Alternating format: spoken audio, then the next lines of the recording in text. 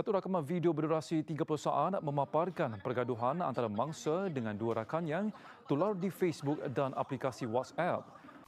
Jumaat lalu tular video berdurasi 10 saat dalam media sosial memaparkan seorang pelajar dikepung rakan-rakannya di dalam bilik asrama dengan mangsa ditumbuk di bahagian perut.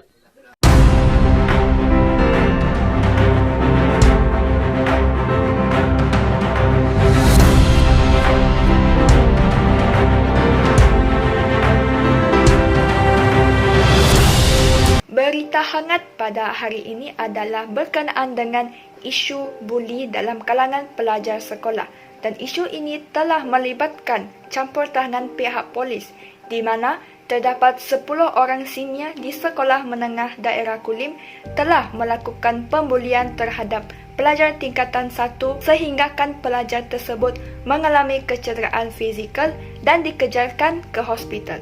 Dalam kes yang kami telah pilih, kami telah memfokuskan kes yang melibatkan delinkuan iaitu kes buli dalam kalangan pelajar sekolah menengah.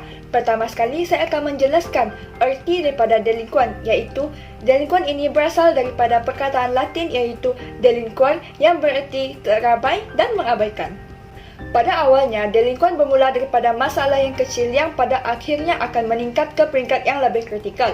Dalam hal ini, delinkuan yang akan dikupas adalah berkenaan dengan pelanggaran peraturan sekolah dari aspek membuli di mana ia dikategorikan sebagai kes delinkuan.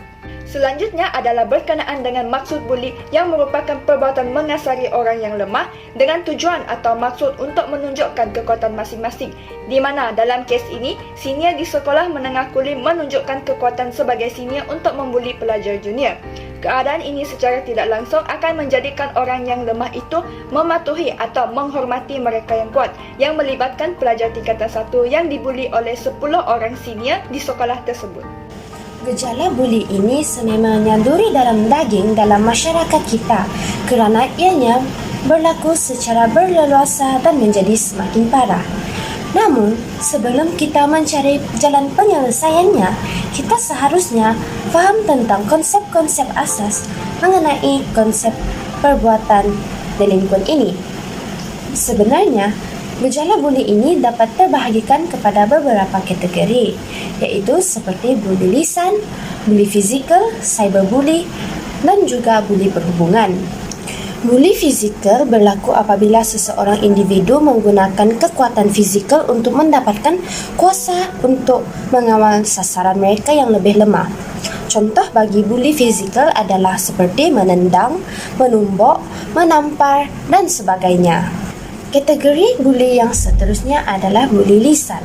Pelaku buli lisan ini kebiasaannya menggunakan perkataan, pernyataan atau panggilan nama yang boleh mengaibkan dan merendahkan sasaran mereka yang berasa rendah diri. Terdapat beberapa punca yang dikenal pasti sebagai pencetus kepada gejala buli ini. Antara puncanya adalah kekurangan penghayatan nilai-nilai agama yang ada pada individu yang sanggup melibatkan diri mereka dalam gejala buli ini. Golongan yang ketandusan nilai-nilai agama ini sanggup menganiayai orang di sekeliling mereka tanpa rasa bersalah atau berdosa. Selain itu, ibu bapa yang kurang memberi perhatian dan kasih sayang kepada anak-anak mereka juga menjadi salah satu punca kepada kes buli ini. Anak-anak yang merasakan diri mereka terabai dan kurang disayangi akan melakukan gejala buli ini untuk menarik perhatian ibu bapa mereka. Kesan pertama yang akan mereka terima sebagai seorang pembuli adalah kurang keyakinan diri. Hal ini demikian kerana mereka akan merasakan bahawa diri mereka telah melakukan kesalahan yang telah memburukkan imej mereka di sekolah. Mereka juga akan merasakan mereka sudah dilabel sebagai penjenayah dalam sekolah tersebut kerana telah melakukan kesalahan yang mencederakan pelajar lain, di mana dalam kes ini adalah pelajar tingkatan 1 yang telah menjadi mangsa sehinggakan mangsa tersebut mengalami kecederaan fizikal. Dalam pada itu, keadaan ini akan menimbulkan rasa depresi dalam diri seorang pembuli kerana mereka akan merasakan maruahnya tiada lagi akibat daripada rasa bersalah yang menyelubungi diri mereka setelah didapati membuli.